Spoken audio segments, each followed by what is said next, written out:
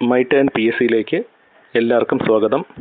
നമ്മൾ നോക്കാൻ പോകുന്ന ടോപ്പിക്ക് ഇന്ത്യൻ ഭരണഘടനയിൽ നിന്നും PSC ഈ അടുത്ത കാലത്ത് ചോദിച്ച പ്രധാനപ്പെട്ട ചോദ്യങ്ങളാണ്. ഓരോ പാർട്ടുമായിട്ട് നമുക്ക് കുറേശ്ശെ പഠിക്കാം. ഭരണഘടന എന്ന ടോപ്പിക്കിൽ നിന്നും ഇനിയുള്ള ദിവസങ്ങളിൽ കൂടുതൽ ക്ലാസ്സുകൾ ഉണ്ടായിരിക്കുന്നതാണ്. എല്ലാവരും ക്ലാസ് റിപ്പീറ്റ് ചെയ്ത് കണ്ടു പഠിക്കുക. നമ്മുടെ ചാനൽ സബ്സ്ക്രൈബ് ചെയ്യുക, സപ്പോർട്ട് ചെയ്യുക. നമുക്ക് ചോദ്യങ്ങളിലേക്ക് കടക്കാം.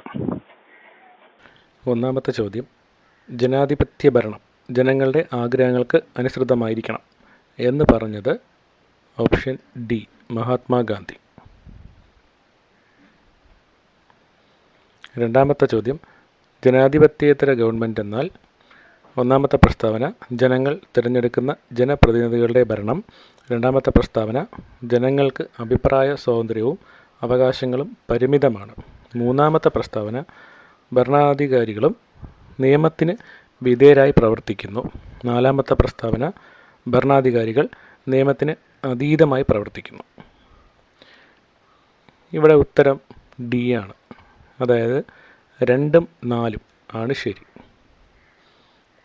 2ഉം 4ഉമാണ് ശരി. അതായത് ജനങ്ങൾക്ക് അഭിപ്രായ സ്വാതന്ത്ര്യവും അവകാശങ്ങളും പരിമിതമാണ്. നാലാമത്തെ പ്രസ്താവന ഭരണാധികാരികൾ നിയമത്തിന് അതീതമായി പ്രവർത്തിക്കുന്നു. കൂട്ടുത്തരവാദിത്വം ഭരണകൂടത്തിൻ്റെ ഒരു സവിശേഷതയാണ്. ഒന്നാമത്തെ ഓപ്ഷൻ പ്രസിഡൻഷ്യൽ സംവിധാനം, രണ്ടാമത്തെ ഓപ്ഷൻ ഏകീകൃത സംവിധാനം, മൂന്നാമത്തെ ഓപ്ഷൻ ഫെഡറൽ സംവിധാനം, നാലാമത്തെ ഓപ്ഷൻ പാർലമെൻ്ററി സംവിധാനം. ഇവിടെ ഉത്തരം ഡി ആണ്, പാർലമെൻ്ററി സംവിധാനം. അടുത്ത ചോദ്യം, ഇന്ത്യൻ ഭരണഘടന വിഭാവനം ചെയ്തിരിക്കുന്ന പാർലമെൻ്ററി ജനാധിപത്യ ഭരണ സമ്പ്രദായത്തിനോട് യോജിക്കാത്ത പ്രസ്താവന ഏത്? ഒന്നാമത്തെ ഓപ്ഷൻ ജനങ്ങൾ തങ്ങളുടെ പ്രതിനിധികളെ പ്രായപൂർത്തി വോട്ടവകാശത്തിലൂടെ തിരഞ്ഞെടുക്കുന്നു, രണ്ടാമത്തെ ഓപ്ഷൻ ഇന്ത്യയിൽ പാർലമെൻ്ററി ഭരണ സമ്പ്രദായ പ്രകാരം കേന്ദ്രത്തിലും സംസ്ഥാനങ്ങളിലും ദ്വിമണ്ഡലസഭ നിലകൊള്ളുന്നു, മൂന്നാമത്തെ ഓപ്ഷൻ തിരഞ്ഞെടുക്കപ്പെട്ടവർ ചേർന്ന് ഒരു ജനപ്രതിനിധി സഭയായി പ്രവർത്തിക്കുന്നു, നാലാമത്തെ ഓപ്ഷൻ നിയമനിർമ്മാണമാണ് ജനപ്രതിനിധി സഭയുടെ പ്രധാന ചുമതല. ഇവിടെ ഓപ്ഷൻ ബി ആണ് ഉത്തരം. അതായത് ഇന്ത്യയിൽ പാർലമെൻ്ററി ഭരണ സമ്പ്രദായ പ്രകാരം കേന്ദ്രത്തിലും സംസ്ഥാനങ്ങളിലും ദ്വിമണ്ഡല സഭ നിലകൊള്ളുന്നു.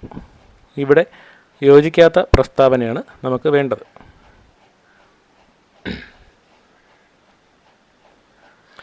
അടുത്ത ചോദ്യം, താഴെ കൊടുത്തിരിക്കുന്നവയിൽ എഴുതപ്പെടാത്ത ഭരണഘടനയുള്ള ഏത് രാജ്യത്തിനാണ്? Britain, Brazil, India, Australia. ഇവിടെ ഉത്തരം എ ആണ്, ബ്രിട്ടൻ. താഴെ തന്നിരിക്കുന്നവയിൽ എഴുതപ്പെട്ട ഭരണഘടന നിലവിലുള്ള രാജ്യം ഏത്? ഒന്നാമത്തെ പ്രസ്താവന ഇന്ത്യ, രണ്ടാമത്തെ പ്രസ്താവന ബ്രിട്ടൻ, മൂന്നാമത്തെ പ്രസ്താവന ഇസ്രായേൽ, നാലാമത്തെ പ്രസ്താവന അമേരിക്കൻ ഐക്യനാടുകൾ. ഇവിടെ ഓപ്ഷൻ സി ആണ് ഉത്തരം. 1ഉം 4ഉമാണ് ഉത്തരം. ഇന്ത്യ, അമേരിക്കൻ ഐക്യനാടുകൾ. അടുത്ത ചോദ്യം, ബ്രിട്ടീഷ് ഇന്ത്യയിലെ സെൻട്രൽ ലെജിസ്ലേറ്റീവ് കൗൺസിലും പ്രൊവിൻഷ്യൽ ലെജിസ്ലേറ്റീവ് കൗൺസിലുകളും ബഡ്ജറ്റ് ചർച്ച ചെയ്യാനും പ്രധാനപ്പെട്ട കാര്യങ്ങളിൽ ചോദ്യങ്ങൾ ഉന്നയിക്കാനും താഴെ പറയുന്ന ഏത് നിയമ നിർമ്മാണ പരിഷ്കാരത്തിലൂടെയാണ് നിയമപരമായി അധികാരം നേടിയത്? ഒന്നാമത്തെ ഓപ്ഷൻ 1935 ഗവൺമെൻറ് ഓഫ് ഇന്ത്യ നിയമം, രണ്ടാമത്തെ ഓപ്ഷൻ 1919 മിൻറ്റോ മോർലി പരിഷ്കാരങ്ങൾ, മൂന്നാമത്തെ ഓപ്ഷൻ ഇന്ത്യൻ കൗൺസിലുകളുടെ നിയമം 1861, നാലാമത്തെ ഓപ്ഷൻ ഇന്ത്യൻ കൗൺസിലുകളുടെ നിയമം 1892. ഇവിടെ ഓപ്ഷൻ ഡി ആണ് ഉത്തരം. ഇന്ത്യൻ കൗൺസിലുകളുടെ നിയമം 1892.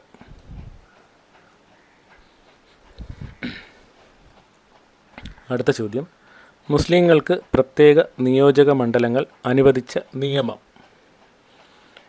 ഒന്നാമത്തെ ഓപ്ഷൻ മിൻറ്റോ മോർലി പരിഷ്കാരങ്ങൾ, രണ്ടാമത്തെ ഓപ്ഷൻ മൊണ്ടേഗു ചെംസ്ഫോർഡ് പരിഷ്കാരങ്ങൾ, മൂന്നാമത്തെ ഓപ്ഷൻ റൗലറ്റ് നിയമങ്ങൾ, നാലാമത്തെ ഓപ്ഷൻ 1935 ഇന്ത്യ ഗവൺമെൻറ് നിയമം? ഇവിടെ ഉത്തരം എ ആണ്, മിൻറ്റോ മോർലി പരിഷ്കാരങ്ങൾ.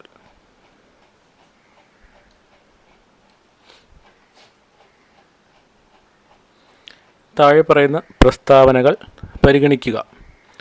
1919 മൊണ്ടേഗു ചെംസ്ഫോർഡ് നിയമം. ഒന്നാമത്തെ പ്രസ്താവന പ്രവിശ്യകളിൽ ഡയാർക്കിയായി നൽകിയിരിക്കുന്നു. രണ്ടാമത്തെ പ്രസ്താവന ദേശീയ തലത്തിൽ ദ്വിസഭകൾ അവതരിപ്പിച്ചു.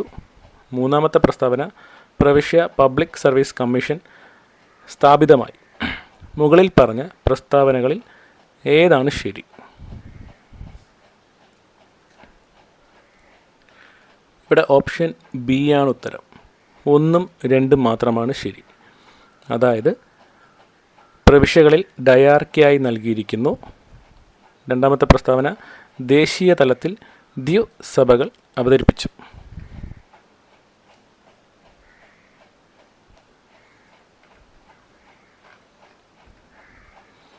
അടുത്ത ചോദ്യം, താഴെ പറയുന്നവയിൽ ഏതാണ് ബ്രിട്ടീഷ് ഭരണകാലത്ത് കേന്ദ്രത്തിൽ ഒരു ദ്വിസഭ നിയമനിർമ്മാണത്തിന് നൽകിയിട്ടുള്ളത്?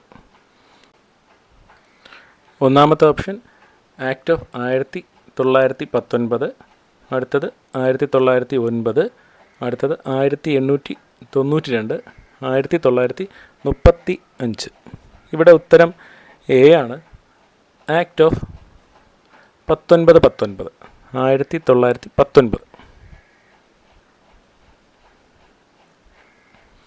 അടുത്ത ചോദ്യം, ഇന്ത്യൻ ഭരണഘടനയിലെ സ്റ്റേറ്റ് പോളിസിയുടെ ഡയറക്റ്റീവ് തത്വങ്ങൾ ഇൻസ്ട്രുമെൻറ്റ്സ് ഓഫ് ഇൻസ്ട്രക്ഷൻ രേഖപ്പെടുത്തിയിരിക്കുന്നത്? ഒന്നാമത്തെ option 1909 India government act, 1919 India government act, 1935 India government act, 1947 India government act. ഇവിടെ ഉത്തരം സി ആണ്, 1935 ഇന്ത്യ ഗവൺമെൻറ് ആക്ട്. ഇന്ത്യൻ ഭരണഘടനയിലെ സ്റ്റേറ്റ് പോളിസിയുടെ ഡയറക്റ്റീവ് തത്വങ്ങൾ ഇൻസ്ട്രുമെൻറ്റ്സ് ഓഫ് ഇൻസ്ട്രക്ഷൻ രേഖപ്പെടുത്തിയിരിക്കുന്നത് 1935 ഇന്ത്യ ഗവൺമെൻറ് ആക്ട്.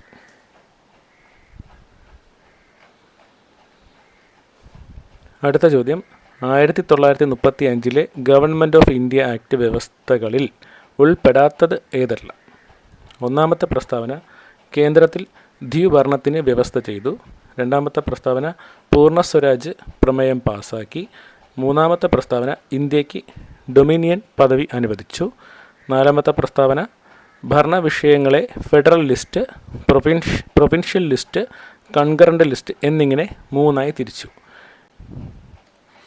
ഇവിടെ ഓപ്ഷൻ എ ആണ് ഉത്തരം. 2ഉം 3ഉമാണ് ശരി. അതായത് പൂർണ്ണ സ്വരാജ് പ്രമേയം പാസാക്കി, ഇന്ത്യക്ക് ഡൊമിനിയൻ പദവി അനുവദിച്ചു.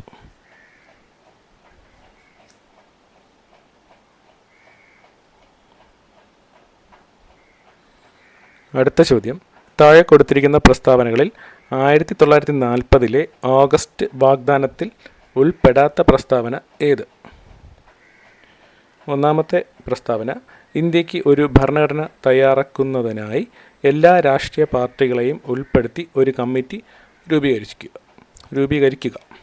രണ്ടാമത്തെ പ്രസ്താവന ഇന്ത്യക്ക് പുത്രികാ രാജ്യ പദവി നൽകുക. മൂന്നാമത്തെ പ്രസ്താവന ഇന്ത്യൻ നേതാക്കളെ ഉൾപ്പെടുത്തി വൈസ്രോയുടെ എക്സിക്യൂട്ടീവ് കൗൺസിൽ വിപുലീകരിക്കുക. നാലാമത്തെ പ്രസ്താവന ന്യൂനപക്ഷങ്ങൾക്ക് പ്രത്യേക നിയോജക മണ്ഡലങ്ങൾ ഏർപ്പെടുത്തുക. ഇവിടെ ഉത്തരം ഡി ആണ്, ന്യൂനപക്ഷങ്ങൾക്ക് പ്രത്യേക നിയോജക മണ്ഡലങ്ങൾ ഏർപ്പെടുത്തുക.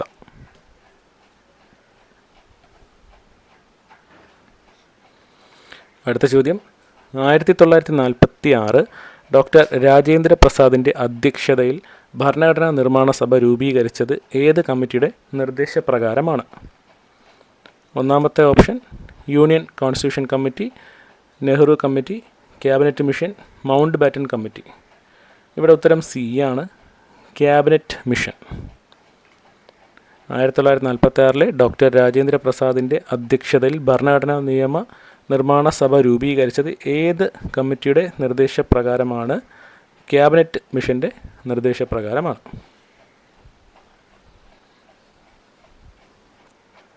ക്യാബിനറ്റ് മിഷനിൽ അംഗമല്ലാതിരുന്ന വ്യക്തികൾ: 1 മൗണ്ട് ബാറ്റൻ പ്രഭു, ഇർവിൻ പ്രഭു, A.V. Alexander, Stafford Cripps. ഇവിടെ ഉത്തരം എ ആണ്. 1ഉം 2ഉമാണ് ഉത്തരം. മൗണ്ട് ബാറ്റൻ പ്രഭു, ഇർവിൻ പ്രഭു. അപ്പോൾ അംഗമായിരുന്ന വ്യക്തികൾ A.V. Alexander, Stafford Cripps.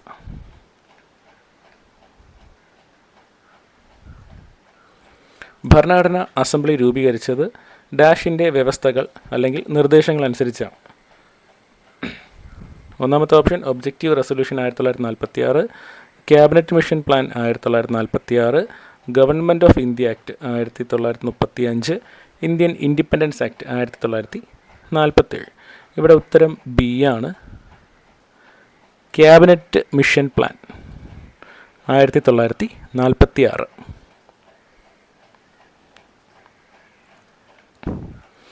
അടുത്ത ചോദ്യം: താഴെ കൊടുത്തിരിക്കുന്ന ഏത് പ്രസ്താവന അല്ലെങ്കിൽ പ്രസ്താവനകൾ ആണ് ശരിയായിട്ടുള്ളത്?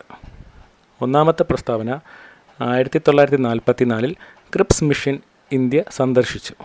രണ്ടാമത്തെ പ്രസ്താവന 1946 ബ്രിട്ടീഷ് ഗവൺമെൻറ് ഇന്ത്യയിലേക്ക് അയച്ച ക്യാബിനറ്റ് മിഷനിൽ 3 അംഗങ്ങൾ ഉണ്ടായിരുന്നു. മൂന്നാമത്തെ പ്രസ്താവന 1945 ബ്രിട്ടനിൽ അധികാരത്തിൽ വന്ന ലേബർ പാർട്ടി ഇന്ത്യക്ക് സ്വാതന്ത്ര്യം നൽകുന്നതിനെ എതിർത്തു. നാലാമത്തെ പ്രസ്താവന മൗണ്ട് ബാറ്റൻ പ്രഭുവാണ് ജൂൺ 3 പദ്ധതി തയ്യാറാക്കിയത്. ഇവിടെ ഉത്തരം ഡി ആണ്.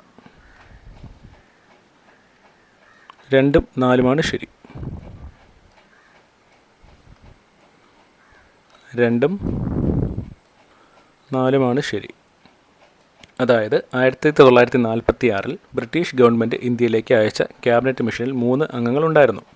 നാലാമത്തെ പ്രസ്താവന മൗണ്ട് ബാറ്റൻ പ്രഭുവാണ് ജൂൺ 3 പദ്ധതി തയ്യാറാക്കിയത്. അടുത്ത ചോദ്യം: ഇന്ത്യക്ക് ഒരു ഭരണഘടനാ അസംബ്ലി എന്ന ആശയം ആദ്യമായി മുന്നോട്ട് വെച്ചത് ഡാഷ് ആണ്. ഇന്നത്തെ ക്ലാസ് ഉത്തരം ഡി ആണ്.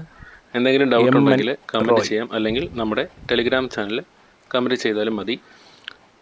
എല്ലാവരും നമ്മുടെ India in subscribe transition support ചെയ്യണം. നിങ്ങളുടെ സപ്പോർട്ടാണ് നമ്മുടെ മോട്ടിവേഷൻ.